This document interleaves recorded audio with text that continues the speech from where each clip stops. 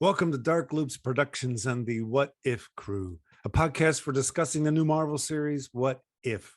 I'm your host, Dr. Scott Jordan, aka Zombie Scotty, cognitive psychologist, philosopher from Illinois State University. And tonight we discuss episode 7, What If Thor Were an Only Child? Fellow members of the What If Crew, please introduce yourselves and say a little something about who you are.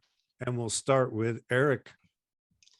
I'm Dr. Eric Wesselmann. I'm a professor of psychology at Illinois State University, and I love talking about all things nerdy and psychology.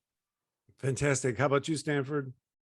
I'm Dr. Stanford Carpenter. I'm a cultural anthropologist coming to you out of Chicago. Wonderful. How about you, Daniel? Yeah, hi everyone. I'm Daniel, aka the Pop Mythologist, and I'm a blogger right on popmythology.com, and happy to be here. Fantastic. And now for our special guests. First, we have the the only, my dear friend, Dr. Shelly Clevenger. Welcome to the show, Shelly. Please tell us a little something about who you are, as well as who or what is your alias or superhero identity. Hi, everyone. I am the department chair and associate professor in the Department of Victim Studies at Sam Houston State University. I do not have a superhero identity / alias yet, but that's something I strive to attain. That's not what we hear. That's not what we hear. What's that green guy thing we know about? I do. I mean, I love the Hulk, and I have my Hulk mug. I love the Hulk. Maybe someday I can be the Hulk.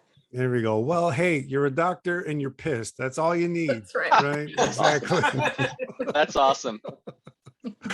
Okay, and now for our other special guest, the one, the only Mr. Adam Griffis. Adam, please tell us who you are and a little bit something about who your alias and or superhero would be. Yeah, I'm just a software engineer, living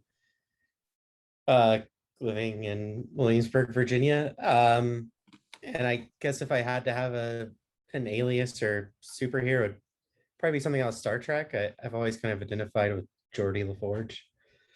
Probably kind of what got me in engineering to begin with. Fantastic. Okay, then. So now that we know each other, as per the What If Crew format, we're going to play this week's version of the What If game.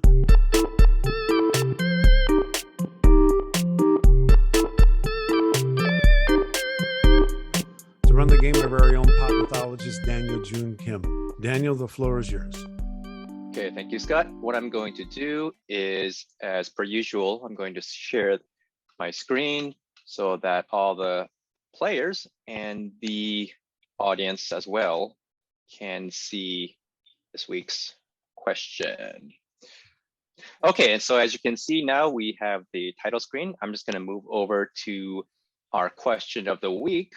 And for viewers or listeners who may be tuning in the first time, we do this every week before we go into the actual discussion. It's just for fun, to get sort of the creative juices going. I ask a question every week, and the players come up with and send in their own answers anonymously. I read them through. Everyone guesses which answer belonged to. It's kind of like the game Dixit, if you've ever played that game where you sort of guess who says what and stuff like that.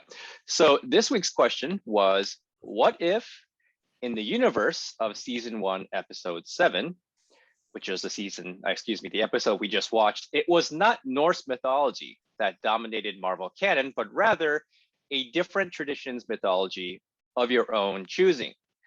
And the god who comes down to earth was not Thor, but a different god of thunder from a pantheon also of your own choosing.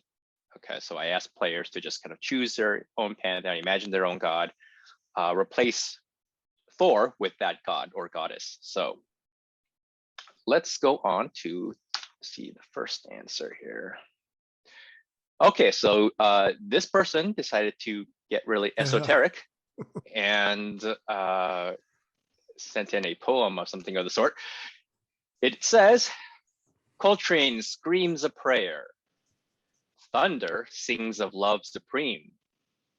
Hearts restored in hope. I hope the cadence that I read it with did justice to the writer's vision. But I'm sensing a little Scotty poetry here. I don't know who any of that is. What? By the way, what Eric just did for our first-time players or first-time viewers is intentionally try to, or actually maybe this might be his actual guess, but we try to throw people off intentionally. Sometimes that could mean like bluffing that it's actually your own answer when it's not, or it's your answer, you pretend that it is, and you sort of hope people will get confused by that, or you sort of accuse other people of choosing other answers. It's just like we're just trying to confuse everyone. We're trying to win. We're trying to win. Trying to win. Maybe you are. Totally. Well, you know, some of you have to try to win. Others, we just win. Some of us just teach. All right. So answer number 2, our next anonymous answer. Waiteria, a Polynesian cannibal, who is a goddess of incantations and also of thunder, would have taken the Marvel universe in a darker direction. If she was the one who came to Earth in place of Thor, we would most likely have seen her as a villain to be conquered, and she would not have been enlisted as a member of the Avengers. Cool. All right. Answer number 3. Presumably, the same general plot would happen. We wouldn't have the jokes specific to Thor, Loki, or Jane Foster, but the writers wanted to tell a story about a godlike member of the Avengers who had something change in their life that made their hero's journey / character growth delayed. The specific godlike character from a different pantheon would have maybe had different characterization moments or cultural references, but still follow the same trajectory the authors wanted. So according to this answer, not all that much would have been different. That's a rather religiously ambiguous answer. Okay, moving on to answer number 4. Another script, yay. All right. Tired of serving as a divine battery for Billy Batson's Shazam, Zeus crosses the multiverse and finds himself on an Earth with very different heroes. Bystander number 1. Hey, aren't you the mythical womanizer with a lot of half-human airs? Zeus. Come now, people, let's eat, drink, and be merry. Bystander 2. I read that you're a crappy dad and partner. Zeus. We can discuss as we drink to the cosmos. Bystander 1. And didn't you kill your parents, aunts, and uncles? Zeus. It was necessary to usher in an age that would beget man. Bystander 2. Oh. Bystander number 1. 2 bystander 2. Don't we have to be somewhere? Bystander 2. Yes, I forgot. Let's get going. Zeus. Wait! I can make thunder and lightning. Bystander 1 and 2 walk away at a brisk pace. Zeus sulks for a moment and walks to a bar where he sits next to an armored fellow. Armored fellow. What is your function? Zeus. I make thunder and lightning. Armored fellow. Can you show me? Zeus holds up his hand. It crackles with electricity. The armored fellow clasps Zeus's hand and absorbs his entire being. Armored fellow, speaking into a comlink. Ultron, Unit 1574, restored to full power. I will join the rest of you shortly. Dun, dun, dun, dun. Dude, Stanford, you never follow like Daniel's rules about the length. That's not true. In fairness, again, I'm not supposed to be commenting as the moderator here, but Scott also has a very healthy disrespect for the guidelines and the word count. I hate 150 word abstracts. I love that healthy disrespect. That's great. I just called it what it was. Answer number 5. We appear here to have 2 answers. Christian God. I realize the Christian God isn't exactly explicitly a god of lightning, but as a monotheistic god, he is the god of everything. I thought it'd be interesting to imagine a modern society where Christianity never took off, and it had moved into the world of mythology. A society like that might interpret the Judeo-Christian Muslim myths and see villains that might make for interesting series like Asgardians.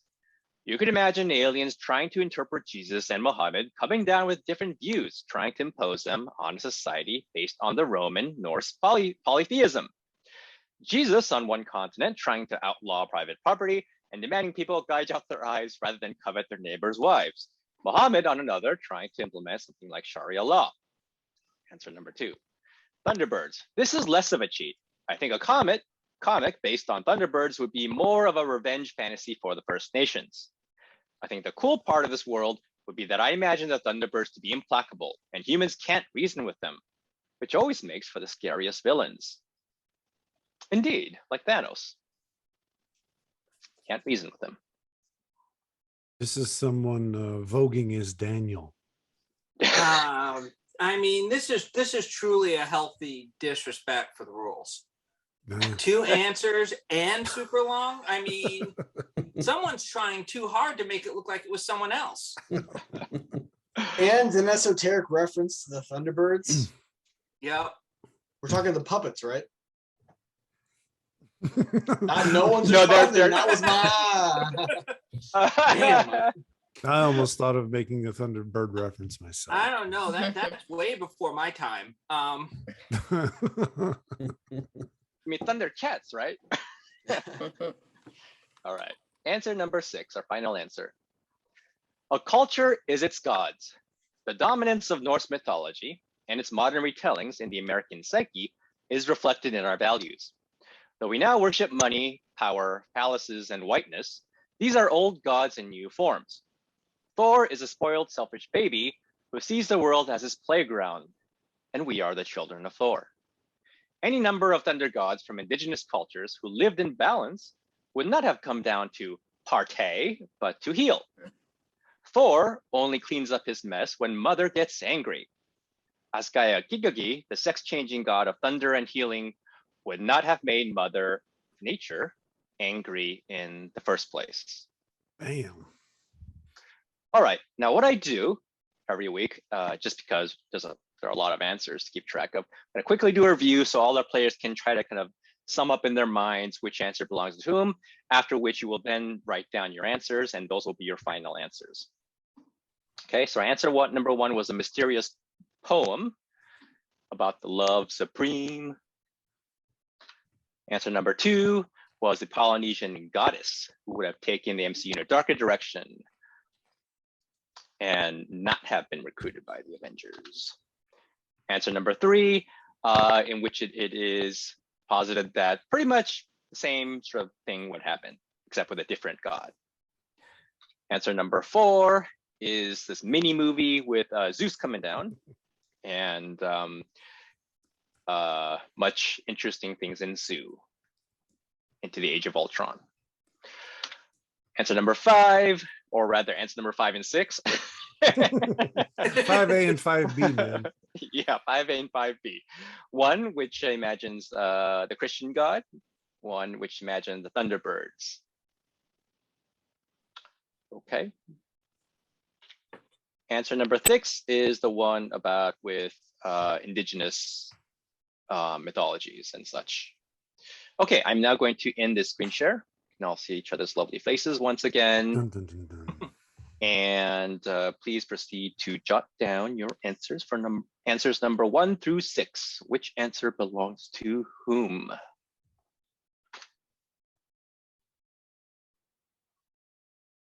I think the game is getting particularly devious now. I think we're trying to hide within each other's style, which is fun.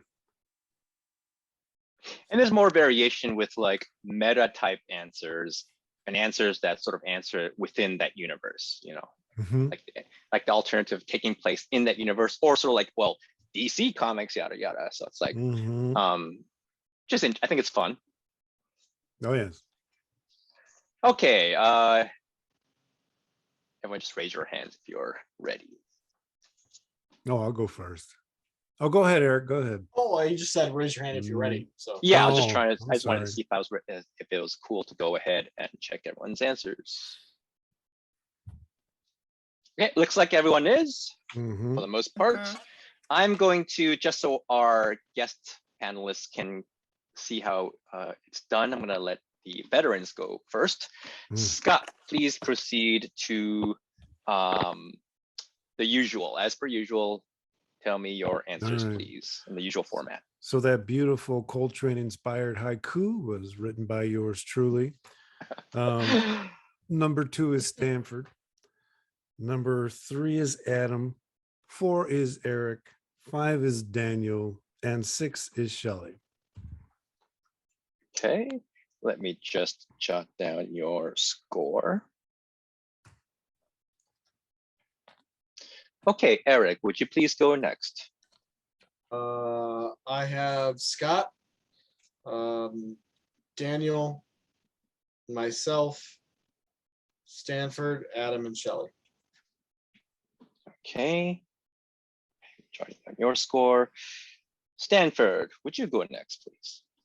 I have number 1, Scott, number 2, Shelly, number 3, Eric, number 4, Stanford, number 5, Daniel, and number 6, Eric. I decided I would go Eric twice to increase my chances of getting something right. Hey, that's never been done before. That's interesting. That's an Nice interesting way to go strategy. about it. All Yeah, I that's know is I've won the last 2, so I'm hoping that I've introduced a new element to the game as my legacy.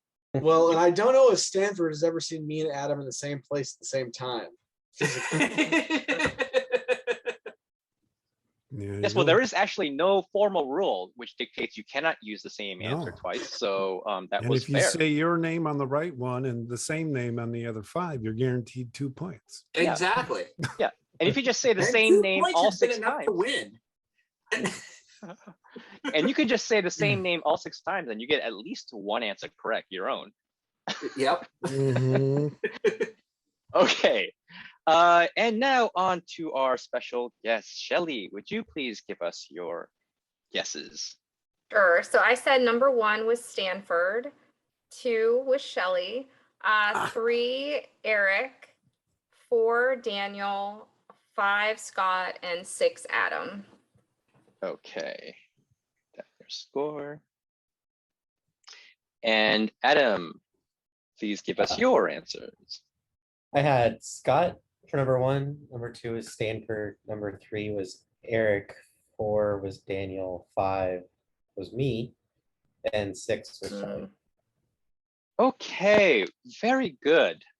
This is interesting because we, ladies and gentlemen, we have an interesting pattern going on from week to week to week, which is Eric and Wait, Stanford. you didn't do 6 yet. Oh, You didn't say yours yet. Oh no, I don't guess. I never guess because I'm the facilitator. So I don't play per se. Remember? Yeah. Oh Okay. yeah. Yeah. I'm sorry. Look, I'm not a math major, okay? I mean, I picked a discipline where I didn't have to count. Yeah. So and just because it is fun, I am going to quickly reveal each answer. Before I reveal the winner, I'm going to reveal each answer. So this one is funny because everyone correctly answered that this one belongs to Scott. That's just me being a nice host, man. You know, spreading a little love, making it easy. Answer number 2, this one is Shelly. Go Shelly. Our guest Shelly. And if I had been playing, even though I wasn't, if I had been playing, I would have guessed this had belonged to her because of the goddess factor. Right. Number 3, this is Eric. Mm. Mm-mm-mm. Answer number 4, the screenplay. This belongs to Stanford.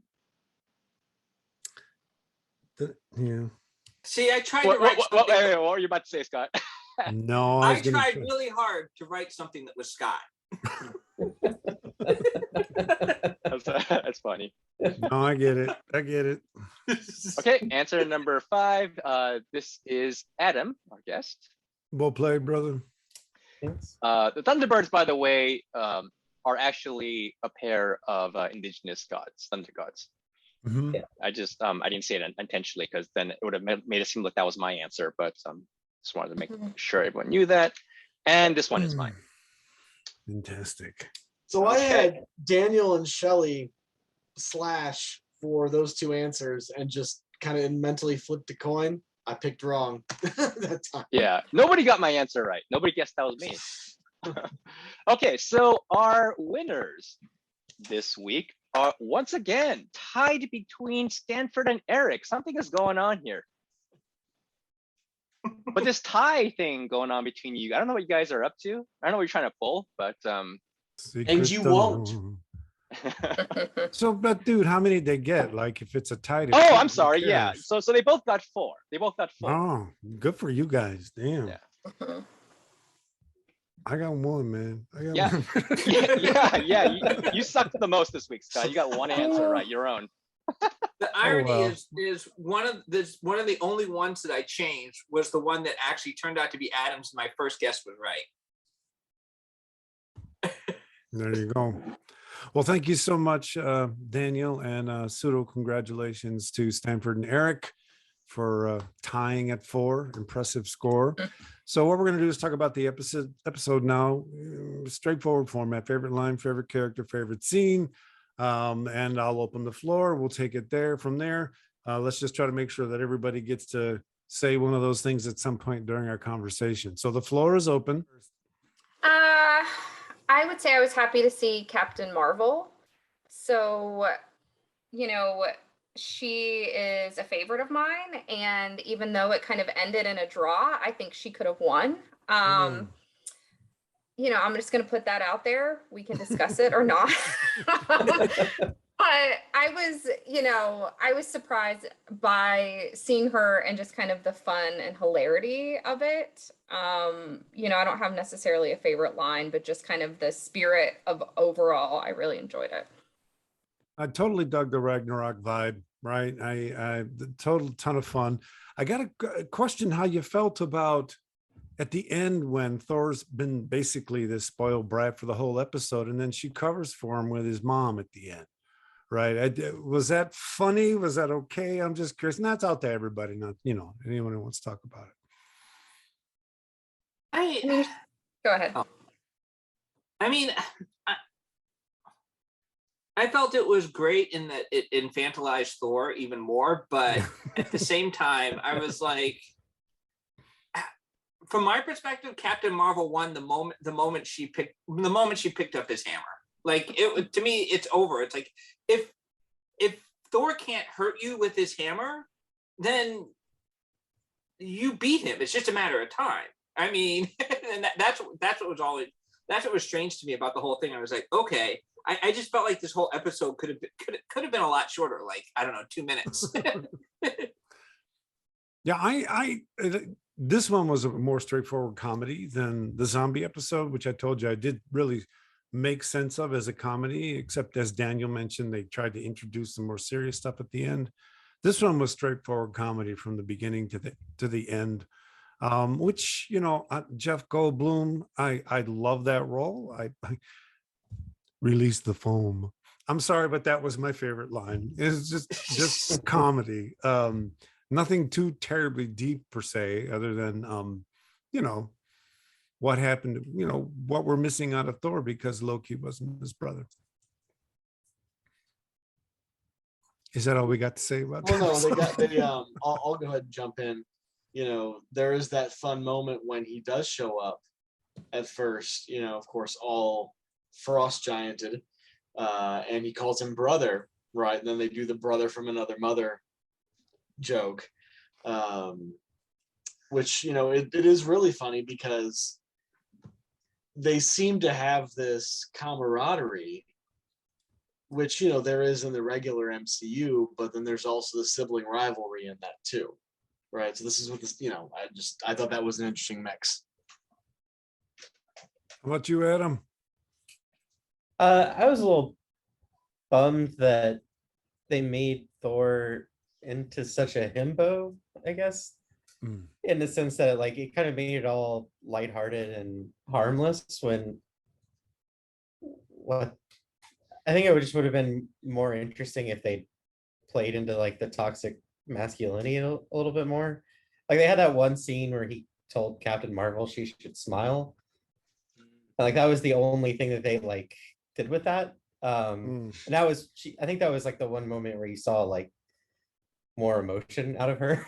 like I think that would have been actually a more interesting way to go with this dynamic, instead of him just being kind of this harmless goofball that she helps at the end, like you're talking about. I, I mean, it's all fine. I think it probably fits better into like what they've made the Asgardians into, but yeah, I think it would have been more interesting if they'd kind of like explored that aspect of like, this stuff seems harmless, but like there's actually a lot of damage that this sort of attitude does. But they made him such a klutz, and like, I mean, he calls her a party pooper. Like it just seems you can't take him too seriously, and it kind of makes it hard to like get too angry at him or explore that element of like what he's up to. I mean, he has a one night stand with Jane, and then she like is trying to save him and is on his side at that point, which is, again, like maybe that fits better into like what they've done. But like if you're really gonna try something different with it, I kind of wish they'd gone a little bit further. Well, as the story unfolds, I get a sense of what they're wanting to portray, and then I realign my expectations. Early on, when Jane shows him the iPad, and she says, "Did your party destroy this planet?" I got the impression they were gonna bring that full circle at the end, and your recklessness has these destructive consequences, and they didn't do that. He actually answered the question later. Yeah, we cleaned everything up. So I'm not saying they should or shouldn't have done that, but that does then, it kind of realigns, makes, okay, this was, it was fun. It was a comedy until, Infinity Stone Vision shows up at the end. And then you have to wonder, maybe all this recklessness, is that what eventually gave rise to Vision Thanos or something along those lines? Yeah, my issue with it was it just felt like such a one-trick pony, and probably one of the least interesting tricks that you can do with Thor, because that's kind of the ongoing joke about Thor already in the Marvel universe, that he's just, that's kind of his role, right? Like he's this really strong, harmless guy, right? I mean, and I just felt I wanted to see a little more. I wanted to see a little more edge and a little more consequence. And this idea that Captain Marvel would be the only hero that would show up was a bit much for me, because I felt like okay, I get that you've got something different going on with Thor. And if Thor's coming down at around the same time, or even if Thor's coming down around the time when Captain Marvel first comes onto the scene, there's still, as much as we seem to hate to talk about him, there's still the Hank Pym Ant-Man running around, because they established the Hank Pym Ant-Man was running around a long time doing stuff that no one else was noticing, right?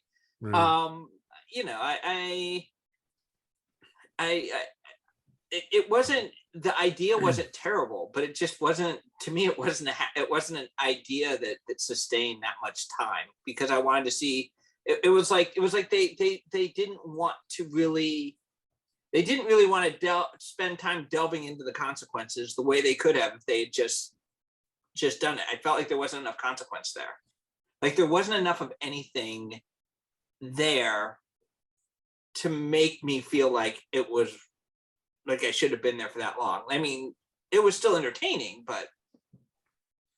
What do you guys think the Infinity Stone Vision thing was all about at the end? Do you think it was at all related to what we had seen in the episode, or is it something tangential? The way I experienced that was, because it didn't immediately hit me that was Vision until we had this discussion here. I thought it was just random reference that I wasn't getting. What I came back to was just like at the end of the zombie one, right? Is that like the Infinity Stones? That's one of these sort of moments that's going to happen no matter what. The vessel may be different, but this type of nexus moment has to occur in all timelines. That's how I experienced it. No, and it doesn't have to be Thanos. It just has to be the Infinity Stones. Is that what you're Right. saying? Yeah. And also, Vision requires Iron Man and Tony Stark and Bruce Banner. So we've already got at least we've got those two in this world. And before that, that means that you also have Captain America. Because Captain America emerges independent of that. He would still be around, right? I mean, so that's why it was kind of strange that there were no other characters coming in. Are we? Well, it is Vision, though, right? I was going to say, are we supposed to put this in the universe of all the other episodes, or are they just all independent universes? They must be, because the Doctor Strange one ended. So Yeah. we have to assume that Stark and Banner are there and created Vision. Well, right, because we don't see Hawkeye either, and at least Right. in the official Thor film, right? That's the only other hero that we see. Right, but they've established that this is happening after Vision was created. So I was just assumed that everything is that the characters that were there by the time Vision was created would still be there running around. They may not be Avengers, but That's interesting, yeah, because the Avengers occurred before they created Ultron. I mean, the Avengers create Ultron. In fact, Right. it's Thor who initially powers Ultron, or initially powers Vision. I'm sorry. So what about you, Daniel? So yeah, I was able to recognize that the episode was intended to be very light and comedic and all that, and and that's okay. But I also felt that it was kind of a potential loss of opportunity, in the sense that much like with the way I felt with the episode on Killmonger, I mean, I felt more intensely with that one, because I felt like it really could have been a great opportunity to show Killmonger as a liberator without kind of sort of pushing that villainous aspect that we discussed, and which make it easy for the audience to say like, oh, he's a villain, so his ideology must therefore also be, so with this one, I didn't feel that strongly about it, but I did feel it was kind of a loss of opportunity, in the sense that I mean, I was actually kind of surprised that nobody guessed my answer as being me, because I felt like it was just, my name was written all over it. It was just like super obvious. I thought, I'll just give this one away, make it super obvious. Because I do feel like, even though I don't think the writers in any way intentioned this, for me, what started to become unintentionally interesting was I was sitting there being like, yeah, our culture is this version of Thor. We're spoiled, we're entitled, and we see Earth as our playground. And I also agree with Adam that the kind of the toxic masculinity aspect could have been explored a little bit more, a little better, a little more substantially. It's right now it's kind of interesting the way that the only characters that try to hold Thor accountable for his reckless parting and to try to push him to be a mature adult are his mom, Jane, and to some degree Captain Marvel, because even though she's fighting him, at least she's trying to stop him. Jane is attracted to him. She's trying to sort of prod him along, a better way. And his mom, of course, is just, all out, just trying to get him to be a mature adult. And Odin, his dad, is just his enabler, as is everyone else around, all the other male characters around him. So it's just, I was just in there and be like, yeah, this is just us. This is America. This is just capitalism run amok. This is just, plundering of resources. And so I thought it was interesting in that way, where it seemed to, despite the fact that it was intended to be lighthearted comedy, all that, for me, it was just kind of like this unintentional parody of ourselves. And yes, I know, like, even with the official MCU version of Thor, he does mature into a more responsible individual. But it's actually, if you think about it, it should not have taken that long and that many events to turn him into a mature adult. Like, the implication in this episode is, oh, because Loki wasn't there to constantly challenge him and cause adversity, that he remained very immature. But even in the original canonical version, he's like remains a selfish brat all the way until Daddy takes his hammer away. So it's like, even with Loki around, he was still kind of a brat. Anyway, so yeah, I just thought it was kind of a So loss of a potential. if we take your description of this basically describing a major portion of American culture, I'm wondering, do you think the authors are writing these things not just as a half hour of entertainment or a story within itself, but they're also using it as a tool to kind of see what happens in social media after they post it, just to kind of see where different parts of the culture go and how they react? Do you think that influences their writing at all? Is it kind of a small scale, a large scale social experiment? Please feel free to say no if you think that that's completely over the top. I would love to hear our guests answer that question. Actually, I'm gonna pass that baton on to them. The baton has been passed to the guests. I'll say I don't know for sure, would be my answer.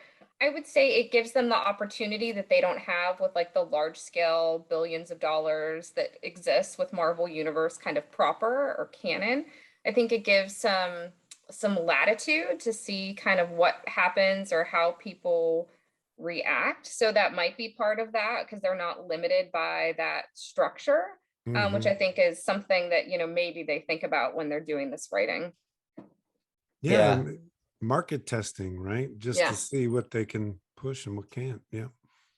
I always think it must be really frustrating as an author to like watch what you think is like a really clear vision of a villain and people don't interpret it that way. Like people who think Don Draper is someone to emulate, or people who really hated Skylar and Breaking Bad. I always think how like it's just like, to me it feels like they're really missing the point. And it's kind of like an interesting litmus test for like how someone thinks. But I always think it's like the person who wrote that, it must be kind of like you just want to shake people and say like, no, that's not the point. Yeah. Rick from Rick and Morty is not a good guy. Like, No. people are trying to emulate him are really missing the point. Well, I wonder if part of writing what I would call influential, important pop culture is having your thumb on the finger on the pulse and kind of finding those spaces where in 30 minutes you can generate a signal that you can just throw into the Twitterverse and just watch the clouds of difference pop up. You know, oh, that was awesome. That was best. I mean, Loki did the same thing, right? There were just huge crowds of people that loved Loki. And then there were smaller crowds of people that said, yeah, but you guys, this is a Black-owned business. And so seeing those different reactions, it seems like, I don't know, maybe the writers are doing it on purpose, as you said, Shelly, taking advantage of these smaller opportunities to maybe test the culture, test the market. Well, I have to say, I always have ambivalence around Thor. I mean, I actually think when he's well written, he's a really interesting character. But oftentimes when it's well written, the better it is when they stray even further and further away from Norse mythology, right? Because in Norse mythology, the real hero character isn't Thor, it's Baldr. So they've already just elevated this character, and someone posted this, and when I thought about it, I thought it was kind of interesting. Is they referred to like they said, well, look at Thor in the fat suit, right, in Endgame, and they're like, that Thor is actually more like the Thor in Norse mythology, right? He's a grizzled warrior. He's not like he's not the attractive one. He's, you know, that's what Baldr the Brave is. Baldr is the attractive. He's the one who the sun rises and sets on. You know, so I've come to see Thor very much as just as very much a cipher for a certain kind of white maleness, right? And that's not necessarily bad. Like there are moments where they use Thor to like exemplify sort of a white male toxic masculinity, and other times they show him to be like the antidote to that, right? And he just kind of vacillates in that, you know, in that space, right? And I think that's why in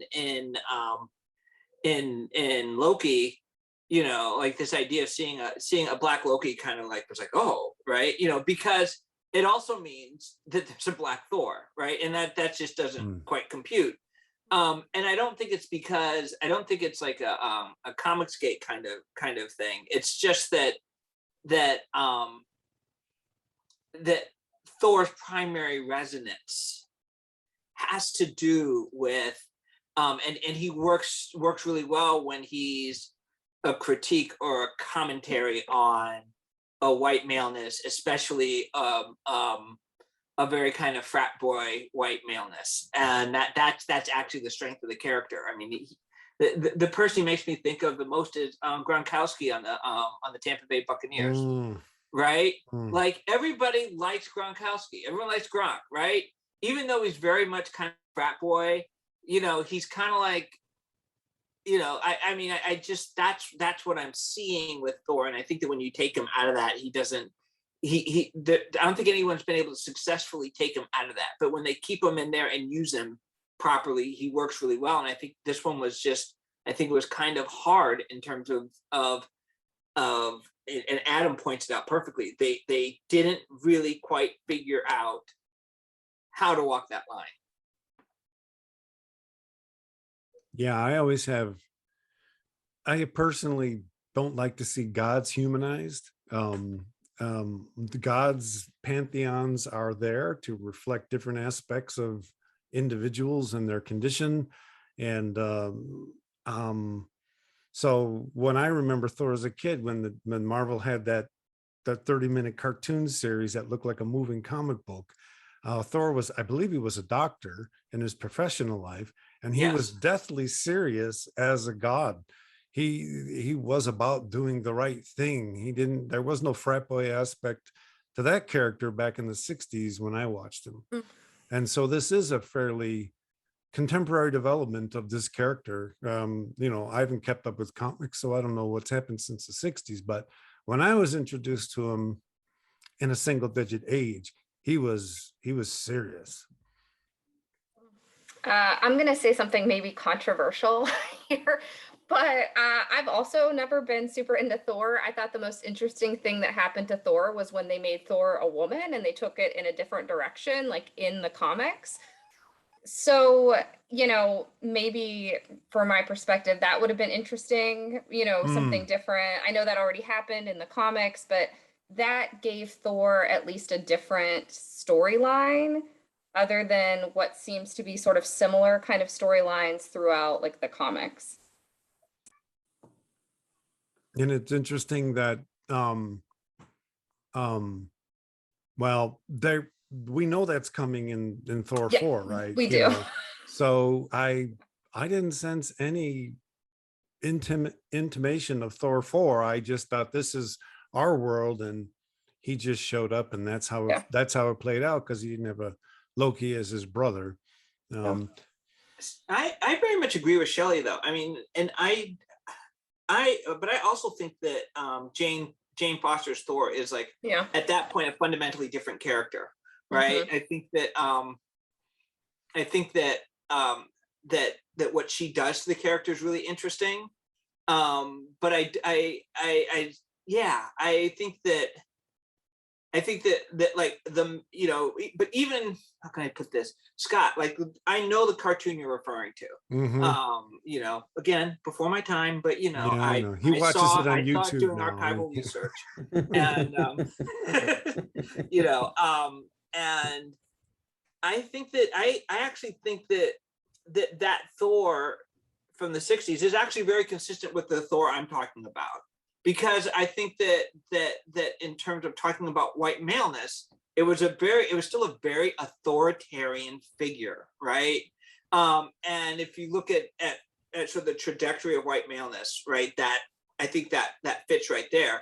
I think that's why Shelley's very, very on point when she points out that, like, then there's the Jane Foster, right? And I would also say this: there's just certain characters that don't. I think there are certain characters that don't do, you know, that primarily function around around a subjectivity, right? I would say the same thing about Luke Cage. Luke Cage does not work if he just doesn't work outside of of Black masculinity coming out of 70s Black masculinity. Even in the 2000s, he's still a response to 70s Black masculinity, and he's in that type of trajectory. I think like Black Panther, for example, is actually much more flexible, and we've seen that by Black Panther being Shuri, right? I would say that I remember, it was decades ago when I was watching that Marvel cartoon Thor. There was empathy in that character's behavior. So to say that he was an authoritative white male is not untrue, but he's also emotionally more complex than just being the boss. And so it was a certain form of white masculinity for sure. And I think that is important because, there just was a certain commitment to leadership there in that character that I don't think is incoherent or inappropriate. So yeah, the way they've portrayed Thor now, they have set him up to go through a major identity transformation when his gender changes. They've written him to do that. But I would argue, consistent with what you said, there's a certain type of white maleness that's being portrayed in the 60s, but it's not what we've been seeing for the past 10 years. There is empathy and understanding and compassion in how he expresses his godlike powers. So yeah, that was interesting. Yeah, I agree with that one. I do kind of find the old Thor comics kind of boring, but then I find a lot of comics, honestly, to be honest, from that era boring. But I did find his character more interesting than modern Thor. And I think it was because of some of the humility in the character. One thing we don't see in the MCU is Dr. Blake, him as like this disabled doctor with the cane, and has essentially even forgotten the fact that he's a god. And so he kind of brings a bit of humility to that character, which, is a little better, I think, than this kind. When I told my wife we were going to watch this, she goes, "Oh, Thor, I like Thor." I mean, and we all know what she means. And I don't think there's anything at all inappropriate about that kind of, multi-layered experience of media. The actor himself relishes being in that space. Yeah,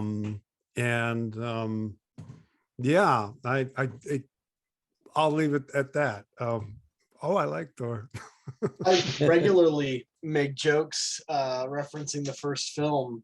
When he's drinking the coffee and he throws the mug down, he's like, it's a good beverage, I require another, right? And or when he walks into the pet store and he's like, I require a horse. Oh, we sell dogs, cats, and birds. Very well, give me one big enough to ride, right? It's ridiculous, but it works. So. Yeah, there's a humor there. And I'm sorry, but Ragnarok rocked. I thought it was it was one of the MCU flicks that committed itself to comedy from the beginning, got incredibly good comedians to play their roles. Yeah. That's what I might think this episode's doing. I mean, Thor is kind of their go-to humor buffoon in the way they've established the MCU so far. And maybe they're just giving us one last hurrah of his buffoonery before we get on to Thor 4. I have no idea. It's just, well, I mean, we're dealing with Thor similarly to when we're dealing with Guardians of the Galaxy, right? We're taking this out of the rest of the films, which are supposedly grounded in reality, right? We're dealing with gods in the original Thor. We're dealing with cosmic beings in Guardians of the Galaxy. And so to sort of help temper that sort of conflict, I think the humor works. And then when you talk about Ragnarok, I mean, the whole point of that is the end, right? I mean, you have the goddess of hell rising up. Lots of people die in that film. The entire world is destroyed for him. So I think that the humor balancing the gravity of the situation is very important there. Oh, yeah. I mean, I gotta say, Ragnarok is one of my favorites. And it is actually in spite of the characters. You know, I feel like what they did with Ragnarok was they took a whole bunch of characters that I like but don't necessarily love, and mixed them together in a really interesting way. I thought there was real magic in that writing. You know, if I was going to do something with my favorite characters, that I wouldn't have, that just wouldn't have been the lineup, right? And that's the you know, but again, even like that Ragnarok was really interesting in that it very much goes against what Ragnarok is supposed to be about. Like Ragnarok in Norse mythology is, I mean, all of Norse mythology actually takes place in a year. You know, and Ragnarok is really the coming of winter. And so like it's all about like marking a cycle. And what I think that's kind of interesting is seeing how a medium like comics and movies and film, where it's like, you know, the MCU in some ways is like the ultimate in commodified mythology, right? It can't handle something that's cyclical. It really can't, because that goes against the idea of superheroes. What's interesting about superheroes is we have heroes, people to look up to that live forever. And you can make money off of them forever. Like that forever component is just so important. And Thor, when you really start getting into what they do to Thor to make him work, you really see it there. And maybe the thing is, there's nothing more to do. I mean, and I think that's kind of the problem with the character from the beginning is, and like I said earlier, I don't like my gods humanized. And he is who he is. He is what he is. What are you going to do with him as a character if you don't humanize him and try to make him grow up or whatever? And so that there maybe isn't that much space to work with. I mean, there's much more space to work with Loki, right? Because he's got all this angst about being adopted that he finds out later. And so there's much more multi-layered work to do, but Thor's either spoiled or he's not, you know, and Prince stories aren't that, you know, interesting. Unless I'll shut up. Anyone else? Favorite line, favorite scene, favorite character? He-Man, Who-Man? Come on, you guys didn't love that line? I love that line. Okay. You know, I mean, I think that we're not talking enough about Captain Marvel here. I mean, you know, she is the most underutilized character in the MCU in relationship to the initial promise of the character, right? Like there was a promise built into the construction of that character, was that she was going to be it. And then it's like Endgame, all she does is show up. I mean, what she did was amazing in Endgame, but it was like I just expected more screen time. And it was the same thing with Black Panther, right? Like those two characters, I just expected more screen time. I expected her to be in some ways more like Doctor Strange is. And it's interesting because Doctor Strange in some ways is very true to the comics, in that Doctor Strange does a better job showing up in other people's books than he does holding on to his own. He's always there to explain the mystical side of things. And I figure that they're going to have her always be around to explain the cosmic side of things. And instead she just kind of drops in and then jets out.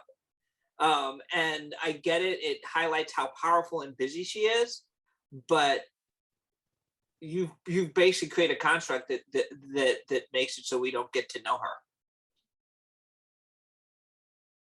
So I'll say that I feel like, because I'm such a Captain Marvel fan, I dressed up as her at Comic-Con one year, but I feel like it's a larger problem of just like female superheroes within Marvel. I think actually DC does a better job. And I know she had her own movie. I'm not discounting that, but I feel like, you know, I feel the same even within the movie. And I wish that, you know, maybe we as fans or people as writers or just society felt more like we want this to be our hero, because people do see a lot of the male heroes, and I know they've been written longer. I love the Hulk, right? He's a male character, but like, you know, they see them as their characters, I think sometimes in a way that we don't see some of the female characters. Yeah, so I'm going to agree with you. I'm going to ask, do you guys think that this kind of issue is going to be addressed in the new, more and more in the new Marvel movies to be coming out? I mean, I do see the MCU up through Endgame as a deconstruction of the white male narcissist. And then you see the emergence of heroes of diversity. And I'm wondering if that's the next part, is to transform them into the forefront characters as opposed to the sort of background characters. Do you think that might be something they're working on? Yes and no. I No, go ahead, man.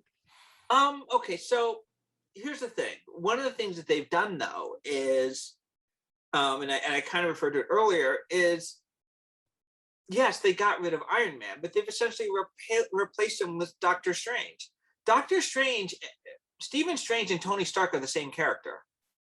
And it was just reaffirmed earlier today because my partner and I, we watched we watched it. You know, we watched Doctor Strange, and she was like, you know, she was just like, hey, same character. You know, she's like, they're the same. And I felt that way. And I, especially when going back to Doctor Strange, I thought that Mordo was actually is a really interesting character that's unexplored because they haven't really given me a reason to think that he's a villain. Although they're setting him up as a villain, right? So I look at all of this stuff and I'm like, okay, on one hand, they do seem to they are introducing more diversity, but what would have been interesting would have been having more of a clear thing of like, okay, Tony Stark and Nick Fury both occupy a very specific space in that it's their job to be the glue that connects all the other characters, right? I don't see them moving that over to a female character. I'm wondering if, because the vibe I'm getting with everything they're doing now with Wanda, right, and these sorts of things, I don't think that Strange is just going to be in the same kind of masculine, I've got to keep everyone together role. I think he's going to be pretty disrupted himself, pretty unstable himself, and I think other characters are going to come to the fore in his inability to play the role of an Iron Man or or a Fury. That's the vibe I'm getting, because Wanda's the most powerful character. Wanda and Marvel are the most popular powerful characters at the moment, and so seeing them sort through the issues that come up over the next few movies seems like that's the direction. That's why I brought the question up. I think they are sort of not only just foregrounding different types of characters, but maybe telling different types of stories, and instead of being an individual who is in charge and gets everything done, that I don't know. I'll stop there. So Kevin Feige and some of the other people who've been involved, at least based on what they've been telling the press, is that this phase of Marvel is meant to foreground more diverse characters, as well as foreground creators at every level from these identity categories. So I think that very much fits with your question. Right, but I think, the question at hand is not not a general question about diversity. This is a question about gender parity, and so when I look at it, I'm like, okay, so what are the roles that female characters are being put in terms of the roles that the Marvel Cinematic Universe demands? Right, it demands certain characters that are going to just kind of float in and out, like, and we also saw what happened with the first couple of phases, right? Black Widow was in almost everything, Yes. but they didn't really allow her to command. And even when they did her movie, it was, what was frustrating to me was that it was a flashback movie after she died. Right. I agree with you completely, and I have to admit I'm being optimistic. I think that the MCU did some pretty amazing work in those from the beginning of Iron Man 1 through Endgame. I think there's a mythology there that's, I would argue, transformative. And now the what's next comes up, and I'm optimistic that these writers have taken it upon themselves to tell us a different story. And as they struggle to do that, they're still going to struggle with, how do we come together? Do we need a leader? Or is it the case that we can all actually self-organize into a healing, protective system without there being a centralized leader, right? I'd love to see them struggle to tell that story. And it allows us to talk about it. And so I'm optimistic that that's where they're heading. I'll leave it at that. Well, I think all of us here, my guess would be that all of us here would love to see that. So that's its own kind of thing. The question, of course, is whether the MCU will actually do that. And another question will be, what will then be the reaction from certain segments of the audience? Because again, I do think not the, but an archetype that dominates the modern American psyche is the Thor archetype. Mm-hmm. As I was trying to sort of indirectly hint at in my answer to this week's game. And we're gonna, we already saw that with even just the Captain Marvel film, with some of the things that I couldn't believe. Some of the comments I was saying, I'm like, you serious? Like they were so ridiculous. Some of the so-called criticisms against the film. And so what you're talking about, Scott, I think probably, I think all of us here would love to see that. It's just, will the MCU be bold enough to do that? And they have been bold in some ways, but will they be that bold? And then what will be the reaction? And then what will the MCU do in reaction to that reaction? That will be interesting. Haters are going to hate, right? And unfortunately, the segments that you're talking about sort of relish in the anonymity that eBay's communication affords, right? They're going to scream the loudest.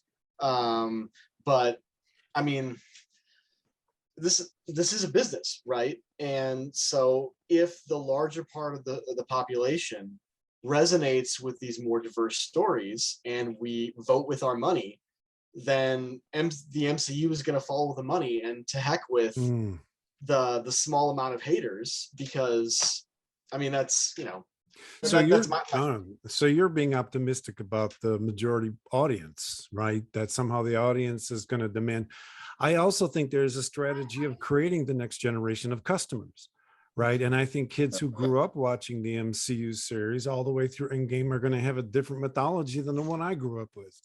And I'm not going to say they're going to demand, but there's something to be said for, lifelong customers. And there's also something to be said about a cultural mic drop, right? And because I do think they're making these movies and these stories with a full awareness of social media and a full leaning into the culture with these small scale perturbations to norms. And I'm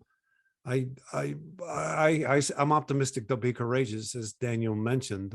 And as Eric mentions, it may not have to be courageous, because there may be that paying audience there, for those newer stories. But I still think that there's an issue about the different roles that the MCU demands, and we can have a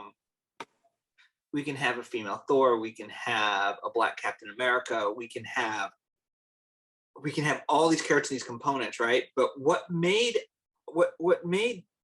Iron Man, or what made Tony Stark so interesting, is that he was the dominant perspective of the Marvel universe, of the Marvel Cinematic Universe. And I think that's actually, that role is probably, if you really want to do change, that's the most important role to be thinking about. Like, who do you cast? I mean, and are they going to have that character move away from being a white male? And right now the indications are they haven't, because it's gone from Tony Stark 1.0 to Tony Stark 2.0, aka Doctor Strange, right? But wait a minute, now Wanda wasn't Tony Stark. right? Tony Stark's perspective didn't dominate the Wanda narrative. It didn't dominate Falcon and the Winter Soldier. It didn't dominate the most recent movie I haven't seen yet. So I think you're right. We're still living in the memory of those dominant roles. And I do think it'll take a while for us to experience these new centerings as a norm. At the same time, I think they are doing some of that work, right? I mean, that's the way I experience it. I think they're doing it, but I don't think that they're there yet. And I think that until like that, and there's a couple other roles that you, if you look at the Marvel, the cinematic universe, that you need to really think of, that are the key roles in terms of the perspective of the universe. You know, Captain America's role is also really important because he's the man out of time. He's, you know, in some ways, Captain America and Thor, I think, or Steve Rogers' Captain America and Thor are very much set up as representing the best of white masculinity. And I think that's just part of where they're at. And I don't think that's necessarily bad. I love Steve Rogers' Captain America, right? And that's actually part of the reason I love him because, but, stepping back, I also look at it and I'm like, okay, so we've created these characters, and I want to see a change, not just in terms of a diversity of the characters. I'm saying is a diversity of the relationships between the characters. And so I want to say something related to that. I loved WandaVision, don't get me wrong. And I know that the story was a story that played out in the comics, but it was interesting to me that it was revolving around this traditional, stereotypical, like, woman who's married with children, or Carol Danvers is going to be strong, but not too strong. Mm-hmm. So, like, some of those things, like, I agree with Stanford because, like, I love them too, right? I'm a fan. But I was, while I'm watching WandaVision, I was like, I wish it could move beyond this, and maybe it will later. But it is, seen through a different sort of gaze, maybe that more traditional kind of storyline, I guess, were my thoughts thinking about some of the ways females have been portrayed. I totally agree with you on Wanda. And my optimistic assumption right, is that Wanda's going to pay hell for her lack of accountability. Yeah. And it may feel like it's happening at a glacier level pace. And I think it is happening at a glacier level pace because cultural memory just moves that slowly. And for me, Wanda, Falcon, pretty much Wanda, felt like kind of a Venus flytrap in the sense of let's get the people into the story. Let's just get everybody into the story and sticking around. And then as these things play out, we're going to tell them a story that we're going to expose them to ideas they haven't seen or heard before because they're looking for this, kind of like a Trojan horse, if you like. Again, that's me being optimistic. It could be all about the money. And in that case, I'll eat my humble pie and give him hell down the road. But I think that you're onto something, and I think that this whole issue of Wanda's story and this story about great power going wrong and there having to be accountability, right? I think it's a great story. I think it's a story that needs to be seen in slow burn as opposed to just like immediately. I agree with all of that, right? But then I step back and I say, well, and I would say the same thing about an African-American character, an Asian character, is, okay, so given the very few white female characters, do you want that to be the dominant? Do you want her to have that big story, given the representational weight that it will have in relationship to female characters? So like that's a great story for her, but it really demands a very different kind of balance in terms of female characters in the rest of the MCU. Or when you step back, it's like, oh, what are we doing with these characters? And these are the wages of a lack of diversity at the front end. Is it's Uh, not just about the stories you tell, and you know, because in fact we were talking about this yesterday in terms of black horror, right? Is that the problem becomes you just can't put you just can't put a black character in the same situations and have it work. And it's the same thing with gender, with female characters. Like whenever you have a character that has not had adequate representation, you got to be careful about how you switch them out in relation to the stories. You're I right. totally agree. One thing I read about recently is Wanda's magic and Danvers' magic, Captain Marvel's magic, are both wild magic from the Big Bang. So I think what we're going to see is a cosmic narrative, and I do think Marvel is going to be a foil, or Marvel proteges are going to be foils for Wanda's use of wild magic. And you know, speaking it in that cosmic way, we start to speak about it in bigger terms. I can't disagree with anything you guys are saying about the pace.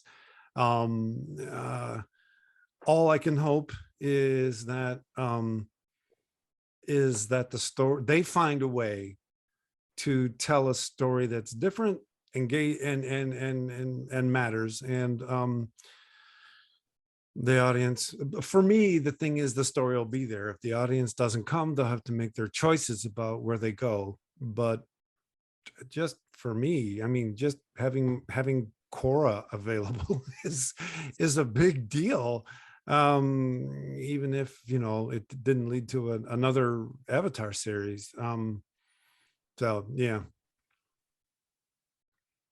Well, I think the more we offer these stories to younger generations, right, the more they're going to come to expect and demand that, right? And it's going to be who they are. I mean, just like we're, you know, living in the memories of our mythologies we grew up with, they're going to carry those. They don't know old Thor. They don't know all this stuff that I carry around. So you're right. It won't be so much this. It's like, wait, what? Come on. That's not how it goes. Because it's kind of the world of experience up to that point. Yeah. I will say, to be optimistic, like Scott, I'm glad that we live in a world where my daughter thinks that she can be a Ghostbuster, or she thinks that she can be the Doctor or a superhero, because growing up in the 80s, I never thought I could be any of those things, right? So I will be optimistic too, and saying, you know, even if the stories aren't exactly what I want them to be, at least, you know, and it's the same thing for, you know, outside of gender with race, people are starting to see themselves. Yes. So I'm going to be optimistic too, Scott. I just thought about that with Eric's comment. Well, it's impacting kids. Yeah, totally. I share the same mix of ambivalence and optimism, like with respect to a character like Shang-Chi. I wish the first prominent Asian character didn't have to be a kung fu master. I have great ambivalence about the character in general. I actually have not yet seen the film, because so I'm not going to comment on the film itself, and because current medical situation, I'm not going to go into a theater. That's a different story. But the character, which, you know, I've long known about in the comics, I've always been ambivalent about that character. And on the other hand, at least it's a face. Whereas when I was growing up, just as with what Shelly was saying, I never saw any Asian faces. You know, I mean, yes, I saw some like lip synced kung fu masters, and which is why I don't want to see another kung fu master.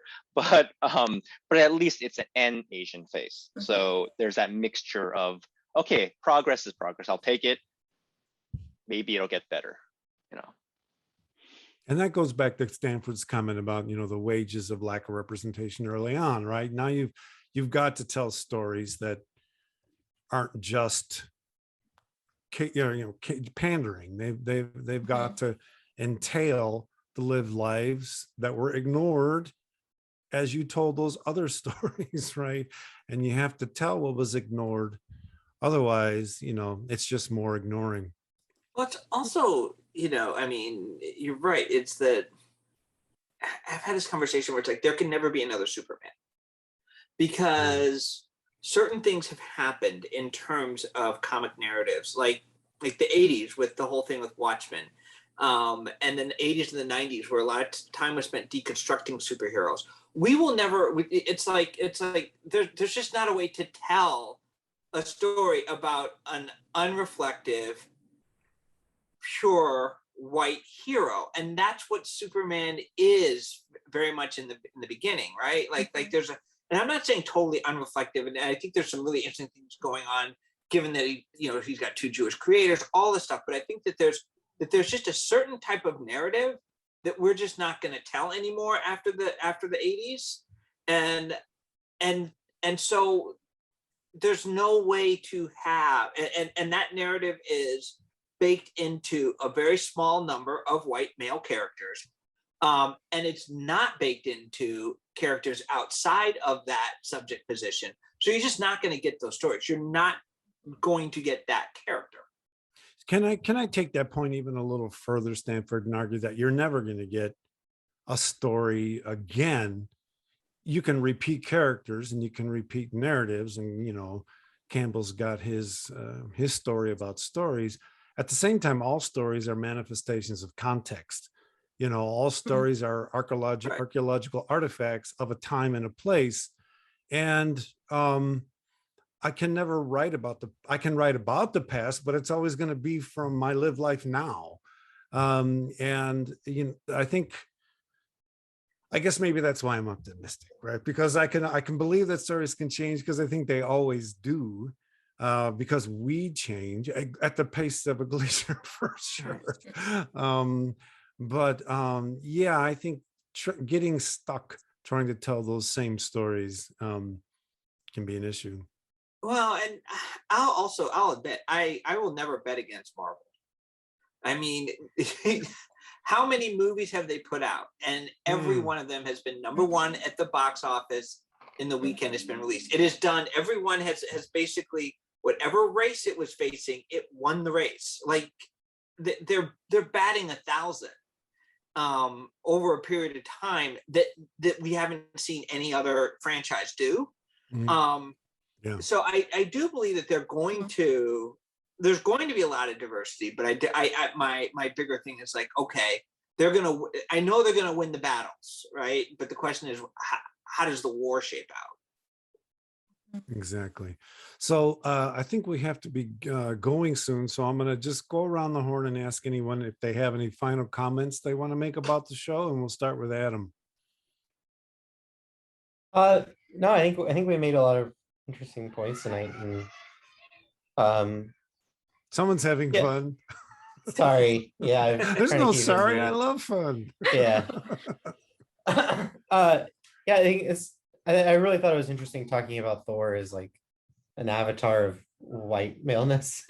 And like thinking of this as like I think I said that I wish it had been more malicious or malevolent. But thinking again of like, thinking of it as like maybe they were making a commentary by making it Van Wilder's Thor, by like that stuff seeming harmless but actually having harm that you just weren't seeing because it wasn't showing the story of the people who had to deal with the consequences of those actions in the frat party movies in the 80s and fantastic. Every 90s. So I think it's an interesting way to recontextualize it. Excellent. How about you, Shelly? Any final thoughts? More Captain Marvel. Captain Marvel. I'm gonna stick by. And yeah, I would agree with all those points too. I wish we could have seen a stronger Captain Marvel, even though it was a funny sort of episode, but I'm always gonna vote for that. I gotta say, I don't want to use the word disappointed, because once they made it clear it was a comedy, fine. But when they had Captain Marvel come in and save him at the end, I don't. when are they gonna stop having these powerful women save the men? I'm sorry, I No, had no, that I reaction. feel that all the time. Women are always cleaning up the messes, Yeah, so to there you speak. go. And even in the cinematic universe or the shows. So 100% Scott. There you go. How about you, Eric? Any final comments? I understand they're trying to tell the Thor and Jane Foster story, but I would like to see a little bit more of Sif. I mean, she was, in the first film very briefly, same as the second film. I don't recall seeing her in Ragnarok. We see her very briefly here when they're, the entourage is all going down the stairs. Mhm. But I would like to see more of her character. Fantastic. How about you, Daniel? Yeah, I just kind of reiterating that felt like it was kind of a loss of a potential opportunity to take this character and show kind of deliver a much more pointed and overt critique that no one could miss, because we're here because of we share certain kinds of similar types of points of Mhm. view and ideologies, and we're all sitting here pointing out certain aspects of the character that is Thor that I don't think would be shared necessarily by a different group of, let's say, young white men talking about it. They'll just say, oh yeah, that was a funny episode, yeah, that fight between Captain Yeah. Marvel and Thor. We wouldn't really be talking about some of the kind of things we were pointing out necessarily. It would have been cool for me anyway, personally, to see an episode that would have really just taken that and just kind of really kind of mercilessly critique it and say, like, this is you, America. So instead of giving us a perfect slow pitch across the plate that could be crushed out of the park by any critic, you would prefer to fast pitch, swing hard, and see if you can hit it. I totally agree. This did end up feeling like slow pitch softball, which I love to play, by the way. So how about you, Stanford? Final comments? My final comment is I've probably said too much already. So I'll let my previous statement stand. Fantastic, then. Give me just 1 second. So that about wraps it up for tonight's episode. Thanks so much for tuning in. What If crew members, please tell the audience where they can find you on social media, and we shall start with Eric. You can find me on the Department of Psychology's webpage at Illinois State University. You can find me on the Twitter at Eric Wesselmann, and you can find my film musings if you Google film culture, normal theater. Fantastic. How about you, Daniel? Popmythology.com and on Facebook and Twitter at popmythology. Excellent. How about you, Stanford? You can find me on Facebook, Twitter, Clubhouse, and TikTok at SW Carpenter. Outstanding. Adam and Shelly, we had such a blast having you here with us. Let's go ahead and start with Adam. Where can people find you on social media? I don't believe they can. Well played. Well played. And on that note, Shelly, where can people find you on social media? You can find me on Twitter. It's Dr. Clevenger. Fantastic. And I'm on Twitter at dark_loops. You can find all episodes of the What If crew at the Dark Loops Productions channel on YouTube. If you'd like to leave feedback about this podcast, please do so on this page, or send a message to darkloopsproductions@gmail.com, and we'll be sure to read it at the end of our next podcast. So there it is, from all of us to all of you. Big hugs, and remember, we are the Watchers. I'm gonna have to redo that. We're gonna do that one more time, okay? All right. So there it is, from all of us to all of you. Big hugs, and remember, we are the Watchers. Watchers. Bye-bye.